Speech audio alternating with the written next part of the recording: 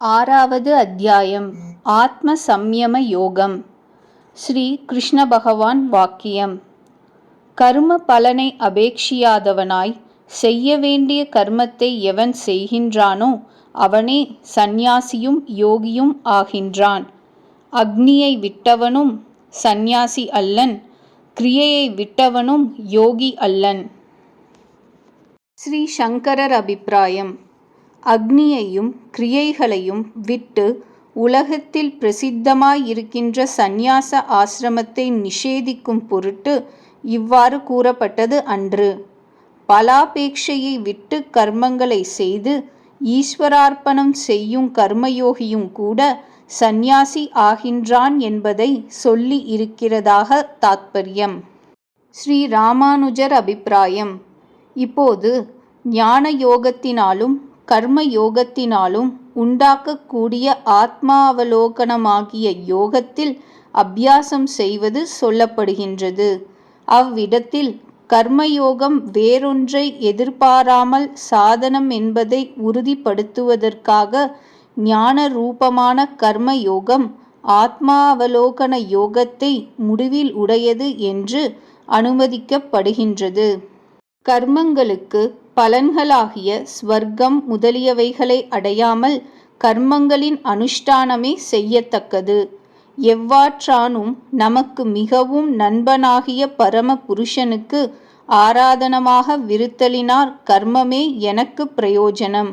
அதனால் உண்டாக்கக்கூடியதொன்றும் அல்லவென்று எவன் கர்மத்தை செய்கிறானோ அவனே ஞானயோக நிஷ்டனும் கர்மயோக நிஷ்டனும், அதாவது ஆத்மா அவலோகனமாகிய யோகத்திற்கு சாதனங்களான இவை இரண்டிலும் நிஷ்டையை உடையவன் என்று பொருள் விளங்கும். சாஸ்திரங்களில் விதிக்கப்பட்ட யஜ்ஞம் முதலிய கர்மங்களில் பிரவர்த்திக்காதவனும் அல்ல, கேவலம் ஞானயோகத்தில் மாத்திரம் நிஷ்டை உடையவனும் அல்ல. அவனுக்கு ஞான நிஷ்டை மாத்திரம்தான். கர்மயோகத்தில் நிஷ்டையுடையவனுக்கோ இவை இரண்டும் உண்டென்று நன்கு விளங்கும். உட்கருத்து. அக்னி என்றால் பாரியை. பாரியையை விட்ட மாத்திரத்தில் சந்நியாசி ஆகான் என்பது கருத்து. நித்திய நைமித்திக கர்மங்களை விட்ட மாத்திரத்திலேயே யோகி ஆகான். காம குரோதாதிகளை வென்று ஞானயுக்தனாதலே சந்நியாசியின் லக்ஷணம். உத்தர கீதையில் த்விஜர்களுக்கு தெய்வம் அக்னியில் என்றும் முனிவர்களுக்கு தெய்வம் ஹிருதயத்தில் என்றும் அஞ்ஞானிகளுக்கு, அதாவது ஆத்ம ஞானம் இல்லாதவர்களுக்கு தெய்வம் பிரதிமைகளில் என்றும் சமதிருஷ்டி உள்ளவர்களுக்கு எங்கும் தெய்வம் என்றும் கூறப்பட்டுள்ளன. ஆகலின் த்விஜர்கள் ஞானமடைவதற்கு முன்னர் அக்னியின் துணை பற்றி செய்யத்தக்க கிரியைகளை விட்டால் அதனால் பழிப்படைவார்களேயன்றி சந்நியாசி ஆக மாட்டார்கள். ஓ அர்ஜுனா, எதை சந்நியாசம் என்று சொல்லுகின்றார்களோ அதை யோகம் என்று அறி. ஏனெனின் சகல ஆசைகளையும் விடாத எவனும் கர்மயோகி ஆகிறதில்லை. இந்த வாக்கியத்தில் சகல ஆசையையும் விடாத என்கின்ற பதம் நான் செய்ய வேண்டும் என்கின்ற உறுதியை சொன்னதன்று. அஃதில்லாவிடின் கர்மங்களை செய்யவே முடியாதாகையினால் பலன்களில் ஆசையையும் கூறுவதல்ல. அவ்வாறு கூறினாரேனும் கர்மயோகத்திற்குள் ஞானயோகமும் அடங்கியுள்ளனவென்று ஸ்தாபிப்பதற்கு காரணம் ஆகாது. ஆகையினால் மனுஸ்மிருதியில் எந்த காரணத்தினால் கர்மமானது சங்கற்பத்தை காரணமாக உடையதோ, யஜ்ஞங்கள் சங்கற்பத்தினால் உண்டானவைகளோ என்றிவை முதலாக முற்கூறிய ஸ்மிருதிகளில் கூறப்பட்ட காமத்திற்கும் கர்மங்களுக்கும் காரணமாகிய சங்கற்பம் இவ்விடத்தில் சொல்லப்படுகிறது அல்ல. ஆகையினால் ஒன்று சேர்த்து எண்ணுதல் சங்கற்பம். அதுவும் இவ்விடத்தில் தேகம் ஆத்மா இவைகளை பற்றியதாம். ஸ்ரீ சங்கரர் அபிப்பிராயம். பரமார்த்த சந்நியாசியையும் நிஷ்காம கர்ம யோகியையும் இவ்வாறு ஒரே தன்மையாக கூறலாமோ என்றால் பலன்களில் ஆசையை விட்ட விஷயத்தில் இருவரும் ஒரே தன்மையராம். அர்ஜுனா, ஞானயோகத்தை பெறுவதற்கு அவாவினையுடைய யோகிக்கு கர்மயோகமானது காரணமாக சொல்லப்படுகின்றது. ஞான யோகத்தை அடைந்திருக்கின்றவனுக்கு மனத்தை நிறுத்தலே அகண்ட தியானத்திற்கு காரணமாக சொல்லப்படுகின்றது. அதாவது ஆத்மா அவலோகனத்தை அடைய வேண்டும் என்று ஆசையை உடைய முமுட்சுவுக்கு கர்மயோகமே காரணமாக சொல்லப்படுகின்றது. நிலை நின்ற யோகத்தை உடைய அவனுக்கே கர்மங்களை செய்யாமை காரணமாக சொல்லப்படுகின்றது. ஆத்மாவை காண்பதாகிய மோட்சத்தை அடைகிற வரையிலும் கர்மத்தை செய்ய வேண்டும். எப்பொழுது விஷயங்களில் விருப்பம் வைத்தல் இல்லையோ, கர்மங்களை புரிவதில் இச்சை வைத்தல் இல்லையோ, அப்பொழுது சகல அபேட்சைகளையும் விட்டவனாகிய அவன் யோகாரூடன் என்று சொல்லப்படுகின்றான்.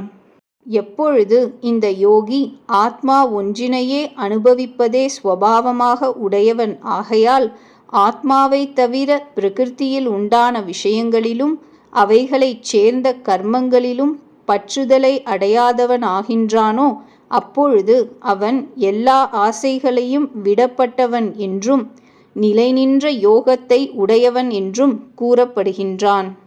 ஆகையினால் யோகத்தை அடைய வேண்டும் என்கின்ற அவாவுடன் விஷயங்களை அனுபவிப்பதற்கு தகுந்தவன் ஆகையினால் அதில் பற்றுதல் இல்லாமையை பயிற்சி செய்வதாகிய கர்ம யோகமே யோகத்தை பூர்த்தி செய்ய காரணம்.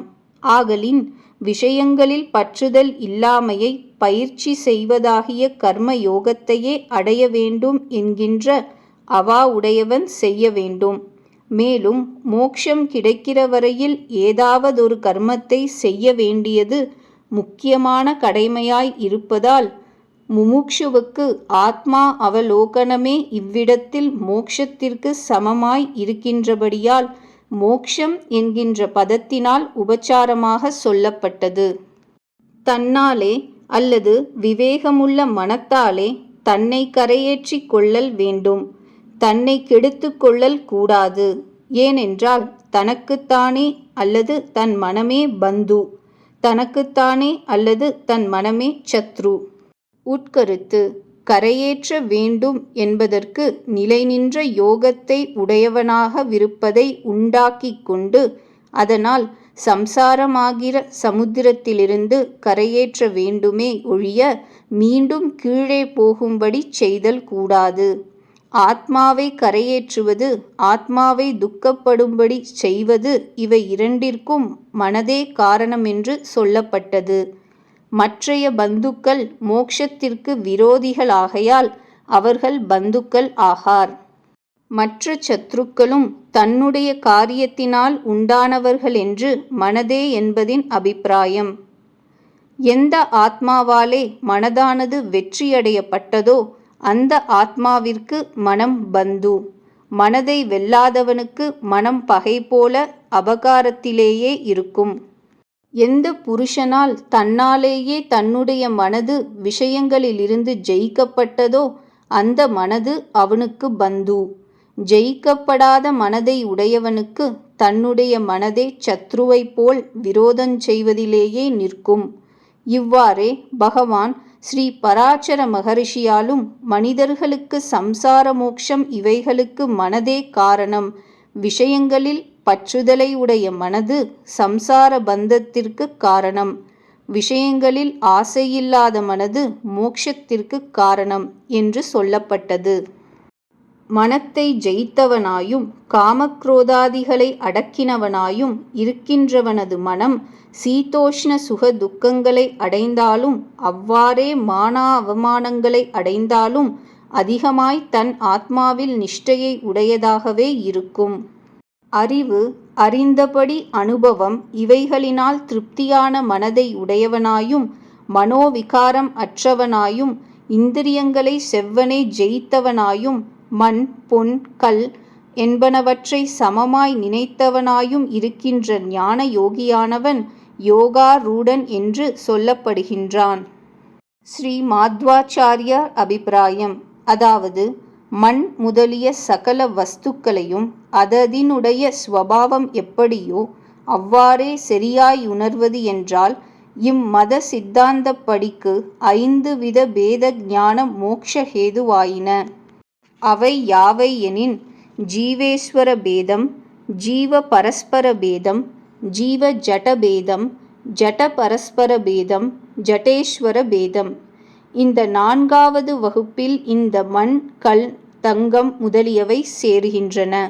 தங்கத்தை தங்கமாகவும், கல்லை கல்லாகவும், மண்ணை மண்ணாகவும், இவ்வாறே மற்றுமுள்ள ஜட வஸ்துக்களை அததின் ஸ்வபாவப்படி அறிவதுதான் சமமான ஞானம்.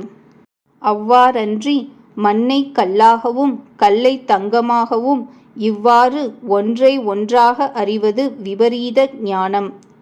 அர்ஜுனா, சுக்ருத், மித்ரன், அரி, உதாசீனன், மத்தியஸ்தன், துவேஷி, பந்து ஆகிய இவர்களிடத்திலும், சாத்வீக குணம் உள்ளவர்களிடத்திலும், பாபிகளிடத்திலும் சமமான புத்தியை உடையவன் சிரேஷ்டனாய் இருக்கின்றான். அதாவது நற்குணமுடைய ஒருவனுக்கு உபகாரம் செய்தால் மீண்டும் அவன் எந்நாளில் அவ்வுபகாரத்தை பெறலாம் என்று நினைத்தல் கூடாவாம். அதுபோல பிரதி உபகாரத்தை நாடாமல் உபகாரம் செய்கின்ற சிநேகிதன்தான் சுக்ருத். பிரதி பிரயோஜன உத்தேசத்துடன் சிநேகம் செய்கிறவன் மித்திரன். அபகாரம் செய்கின்றவன் அரி. சண்டையிடுகிற இரு திறத்தார்களும் சாதகம் அல்லது பாதகம் செய்ய வேண்டியவனாக விருந்தும் அவ்வாறு செய்யாமல் ஒரு புறம் ஒதுங்கி இருப்பவன் உதாசீனன். சண்டையிடுகிற இரு கட்சியாரையும் சமாதானம் செய்கிறவன் மத்தியஸ்தன். வெறுக்கத்தக்கவன் துவேஷி. தன்னிடத்தில் விசுவாசமுள்ள உறவின் முறையான் பந்து. இவர்களிடத்திலும் சாதுக்களிடத்திலும் பாவிகளிடத்திலும் சமமான புத்தியை உடையவன் சிரேஷ்டனாக விளங்குகின்றான். வயது சமமாக இருக்க வேண்டும் என்கின்ற நிர்பந்தம் இல்லாமல் தன்னுடைய ஹிதத்தை விரும்புவோர், சமமான வயதுள்ள தோழர்கள், ஒரு காரணத்தினால் தனக்கு அனிஷ்டத்தை விரும்புவோர், இவ்விரண்டிற்கும் காரணம் இல்லாமையினால் இவ்விரண்டினையும் விரும்பாதவர்கள், அதாவது பிறவியினாலேயே இவ்விரண்டும் இல்லாதவர்கள், பிறப்பினாலேயே அனிஷ்டத்தை விரும்புகின்றவர், தர்மத்தை ஸ்வபாவமாக உடையவர்கள் ஆகிய இவர்களிடங்களில்தான் ஆத்மா ஒன்றையே பிரயோஜனமாக உடையவன் ஆகையினால் மேற்கூறிய சுக்ருத் முதலியவர்களினால் பிரயோஜனம் இல்லாமையினாலும், சத்ரு முதலியவர்களினால் அனிஷ்டம் இல்லாமையினாலும் சமமான புத்தியை உடையவன் யோகாபியாசம் செய்ய தகுந்தவர்களுக்குள் சிறந்தவன் ஆகின்றான். அர்ஜுனா, இப்போது யோகத்தன்மையின் இலக்கணத்தை ஒருவாறு கூறினேன். இனி அத்தகைய யோகியினுடைய அங்க ரூபமான யோகத்தின் தன்மையை கூறுகின்றேன். அதனை செவிமடுத்து கேட்பாயாக. மனம், தேகம், இந்திரியங்கள் இவைகளை சுவாதீனப்படுத்தி கொண்டவனாயும் ஆசை அற்றவனாயும் தனக்கு வேண்டுமென்று எந்த வஸ்துக்களையும் வைத்து கொள்ளாதவனாயும் இருக்கின்ற யோகியானவன் ஏகாந்தமான விடத்தில் ஒருவனாகவே ஸ்திரமாய் இருந்து கொண்டு மனதை எப்பொழுதும் தியானத்தில் நிறுத்த வேண்டியது. பிறகு பரிசுத்தமான இடத்தில் அதிக உயரம் இல்லாமலும் அதிக தாழ்வில்லாமலும் சமநிலத்தில் தர்பை, மாந்தோல், வஸ்திரம் இவைகளை முறையே ஒன்றின்மேல் ஒன்றாய் போடப்பட்ட ஸ்திரமான ஆசனத்தை தனக்காக செய்து கொள்ள வேண்டும். அந்த ஆசனத்தில் உட்கார்ந்து மனதை ஒருநிலையாக செய்து மனது, இந்திரியங்கள் இவற்றின் செய்கைகளை அடக்கினவனாய் சித்த சுத்தி காரணமாக யோகத்தை செய்ய வேண்டும். அர்ஜுனா, இவ்வித தன்மை வாய்ந்த யோகியானவன் தேகம், கழுத்து, தலை இவைகளை அசையாமல் சமமாய் வைத்து கொண்டும் ஸ்திரமாய் இருந்து கொண்டும் திக்குகளை பாராதவனாக தன்னுடைய மூக்கு நுனியின் பேரில் திருஷ்டியை நிறுத்தல் வேண்டும். மனச்சமாதானத்தை அடைந்தவனாயும் பயங்களை விட்டவனாயும் பிரம்மச்சரிய விரதத்தில் இருந்து கொண்டவனாய் மனத்தை விஷயங்களில் போகாமல் திருப்பி என்னிடத்தில் சித்தத்தை வைத்தவனாயும் என்னையே நம்பினவனாய் அல்லது என்னையே தியானம் செய்து கொண்டவனாயும் இருக்க வேண்டியது.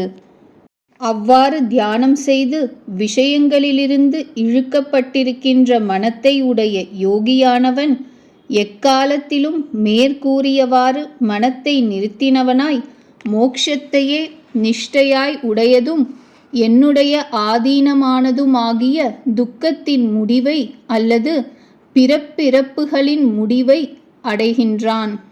இந்த தியான யோகமானது அதிகமாக உணவை புசிப்பவனுக்கு இல்லை, முழுதும் உணவற்றவனுக்கும் இல்லை, அதிக நித்திரை செய்பவனுக்கும் இல்லை, நித்திரை அற்றவனுக்கும் இல்லை.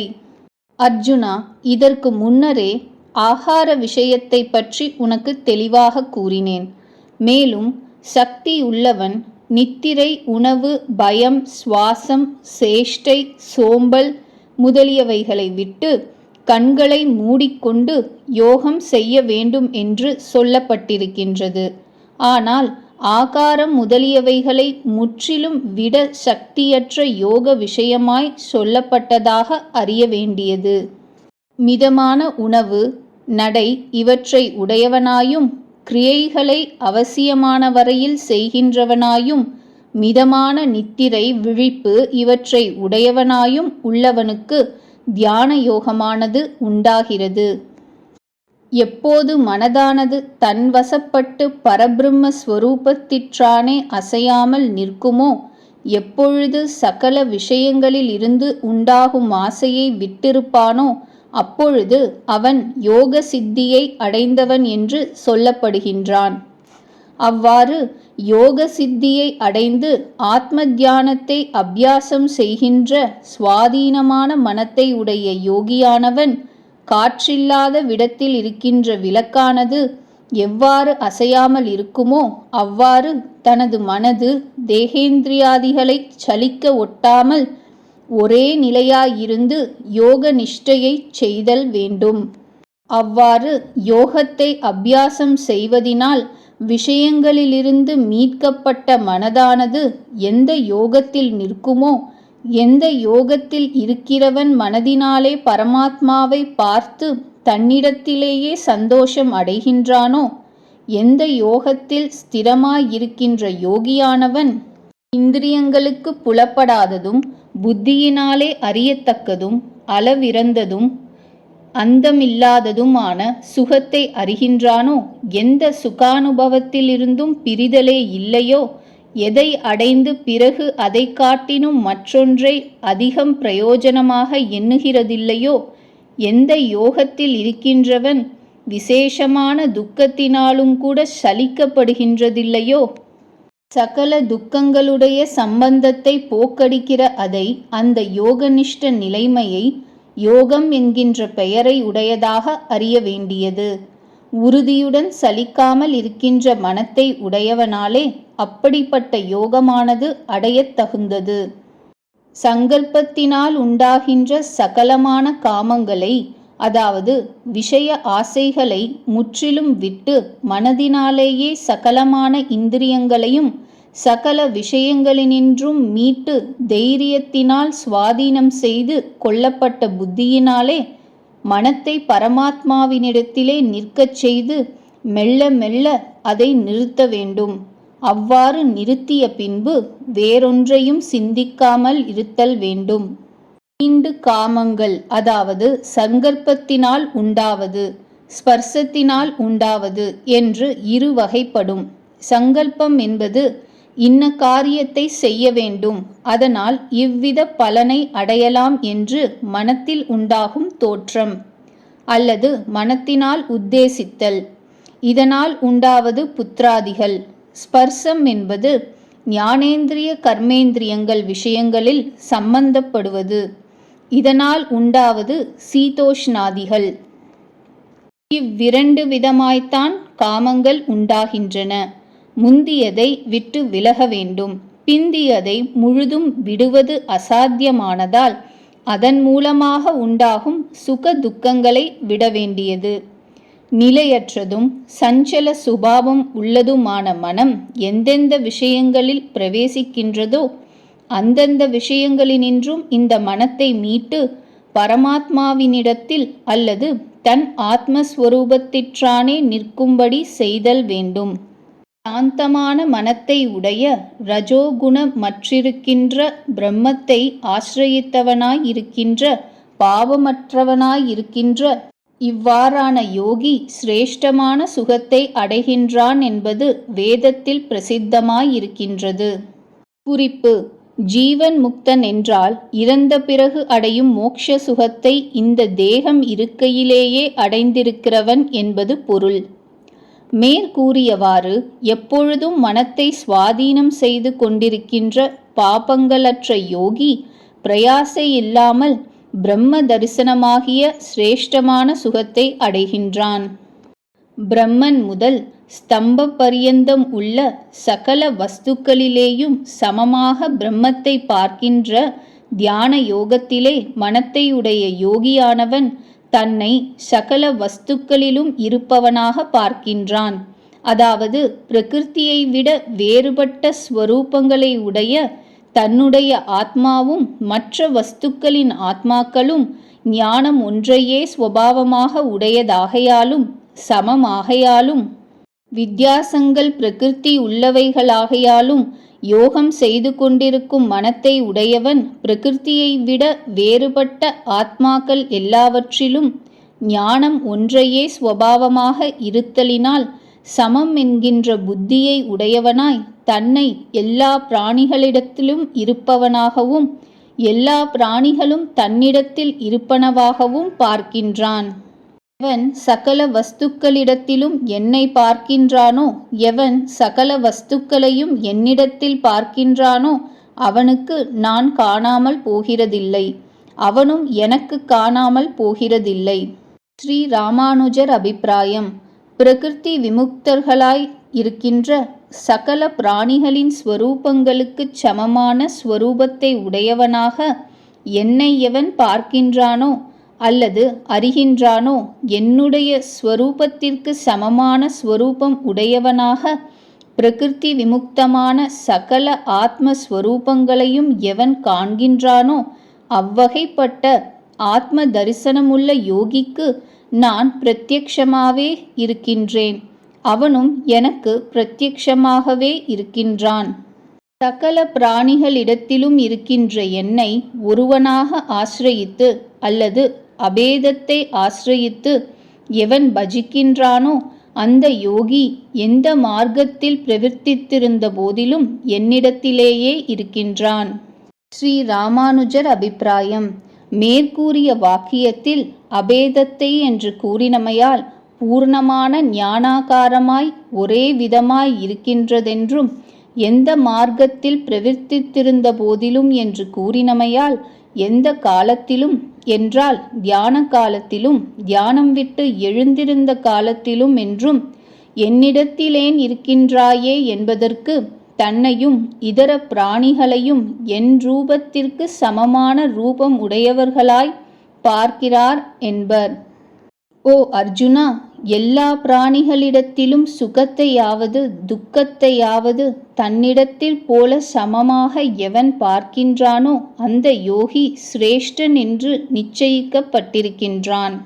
அதாவது தன்னுடைய ஆத்மாவும் மற்றவைகளின் ஆத்மாக்களும் சுருக்கமில்லாத ஞானம் ஒன்றையே ஆதாரமாக உடையவைகளாகையினால் சமமாய் இருத்தலினாலே தன்னுடைய ஆத்மாவினிடத்திலும் மற்ற ஆத்மாக்களிடங்களிலும் எல்லா இடங்களிலும் உண்டாகின்ற புத்திரன் பிறப்பது முதலிய சுகத்தையும் புத்திரன் மரணமடைவது முதலிய துக்கத்தையும் தன்னோடு சம்பந்தம் இல்லாமையினால் சமமாகையினால் சமமாக எவன் பார்க்கின்றானோ, அதாவது அயலானுக்கு புத்திரன் பிறப்பது இறப்பது முதலியவைகளுக்கு சமமாகத்தான் தனக்கு பிள்ளை பிறப்பது மரணமடைவது முதலியவைகளை எவன் காண்கின்றானோ அந்த யோகி யோகத்தின் உயர்ந்த நிலையை அடைந்தவனாக எண்ணப்படுகின்றான். உட்கருத்து: விஷ்ணுவாகின்ற நீரே உத்தமமான பரத்துவத்தை உடைய தெய்வமும் உமது பதவியாகிய வைகுண்டமுமே உத்தமமான போகைஸ்வரியத்தை உடையதும் உம்மை உபாசிக்கும் தாச ஜனங்களான வைணவ மத பக்தர்களே ஞானிகளுமாக ஸ்ருதிகளில் சொல்லப்பட்டிருக்க எல்லா மதங்களும் அபேதம் என்று வியவஸ்தையின்றி ஏகமாக கூறுவது எங்கனம் பொருந்தும் என்கின்ற கேள்விக்கு உத்தரமாக சகலேஸ்வர சாமிய யோகத்தை போதிக்கும் நிமித்தம் மேலே அறிவித்தல் உணர்த்திற்று. எல்லா தெய்வ வடிவங்களிலும் பரமாத்மாவை தனது மதத்துக்குரிய தெய்வத்துக்குள் பரமாத்ம தத்துவத்தைப் போலவே சமமாக எவன் காண்கின்றானோ அந்த யோகி அதீத சமயத்தனாம் என்பதாம். உள்ளுரை: ஈஸ்வரன் சாக்காரம் நிராகாரம் என 2 பகுதியதென்று மதத்தவர் விவாதப்பட்டு ஒன்றை வழிபடுவர். சிலர் இருவிதத்தும் உபாசிப்பர். அன்றியும் சிலர் தத்தங்கடவுளை சிறப்பித்தலோடு பிற தெய்வங்களையும் மதத்தையும் இழிவாக கூறி மிகவும் தூஷித்து வருவர்.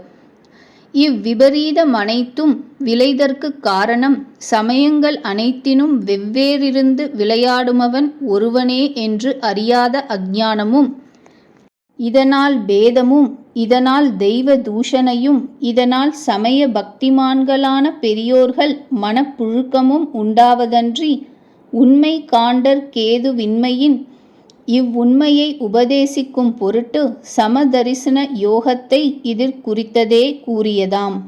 அறிஞர் தம்முயிர் போல மண்ணுயிர் என்பதொக்க தம்மதம் போன்றது பிறர்மதம் என்றும் தமது தெய்வம் போன்றது பிறர் தெய்வம் என்றும் எந்த பரபிரம்மம் சங்கு சக்கர கதா கட்க கோதண்ட பாணியாக ஸ்ரீமன் நாராயண மூர்த்தத்துள் விளங்குகின்றதோ அப்பரபிரம்மே எல்லா மதங்களினும் வேறு வேறு நாம ரூபங்களால் விளங்குவதென்றும் நமது தெய்வத்தை நாம் தூஷிக்கின் அவர் மனம் நோகுமென அறிபவன் சிரேஷ்டன் என்றும் நிச்சயிக்கப்படுகிறான் என்பதும் ஒன்று.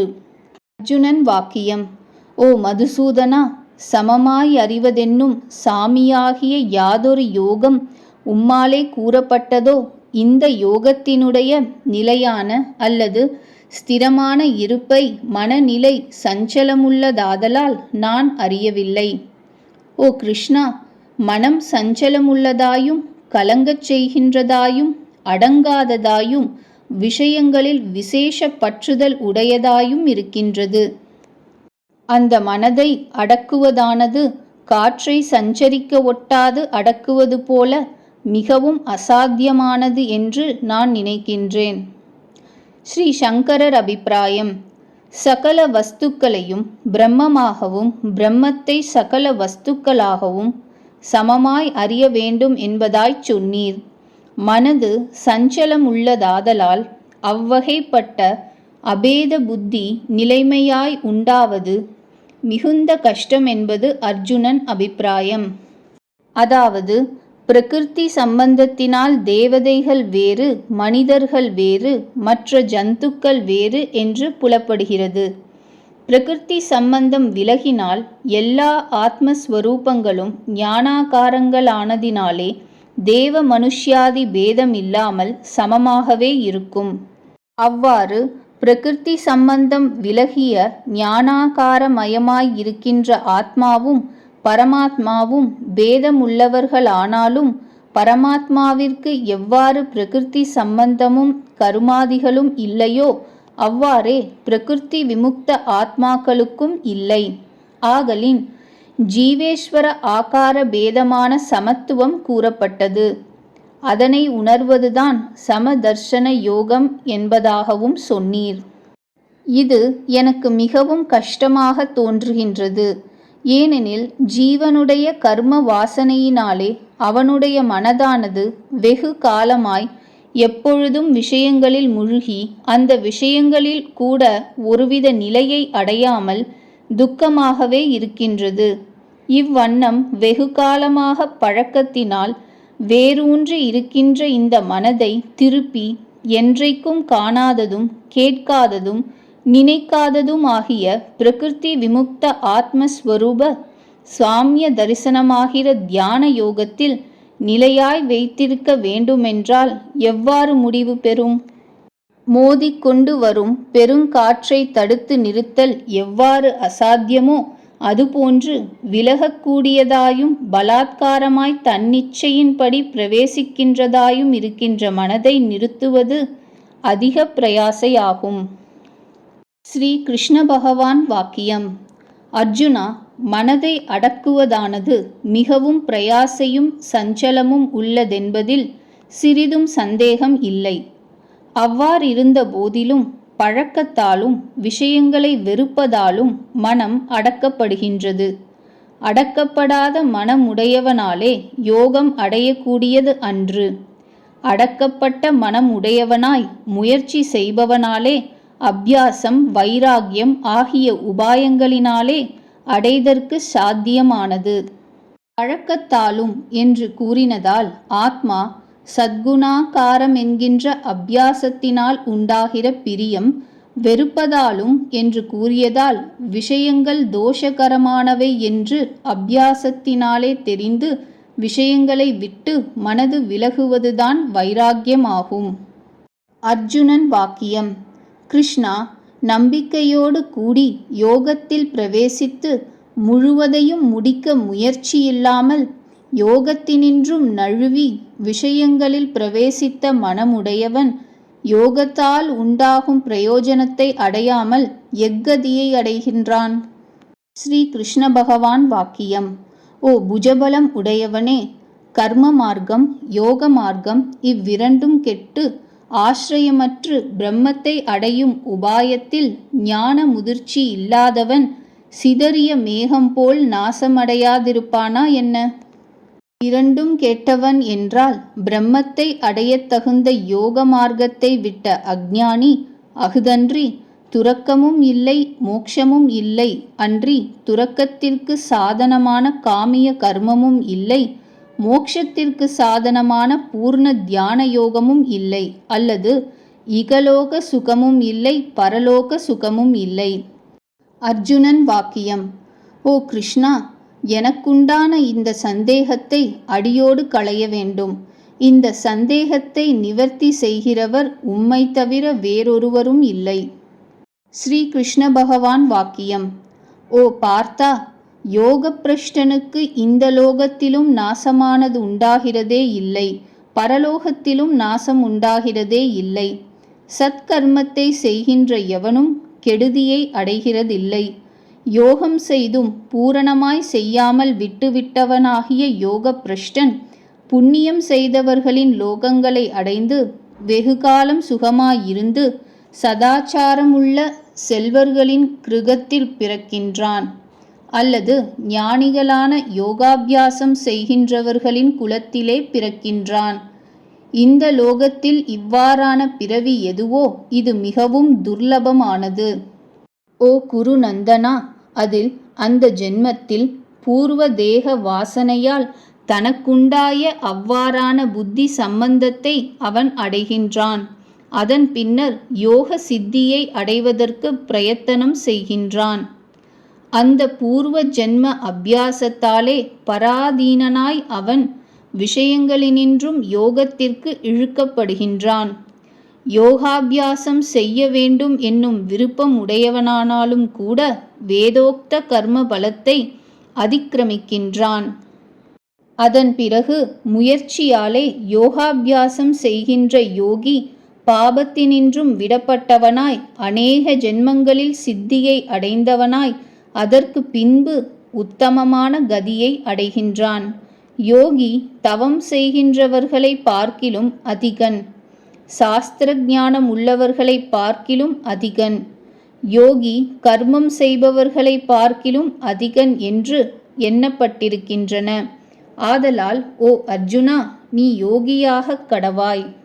சகலவித யோகிகள் உள்ளும் எவன் என்னிடத்தில் நிறுத்தப்பட்ட மனதால் பக்தியோடு கூடினவனாய் என்னை பஜிக்கின்றானோ அவன் சிரேஷ்டமான யோகியாக எனக்கு சம்மதனாயிருக்கின்றான்.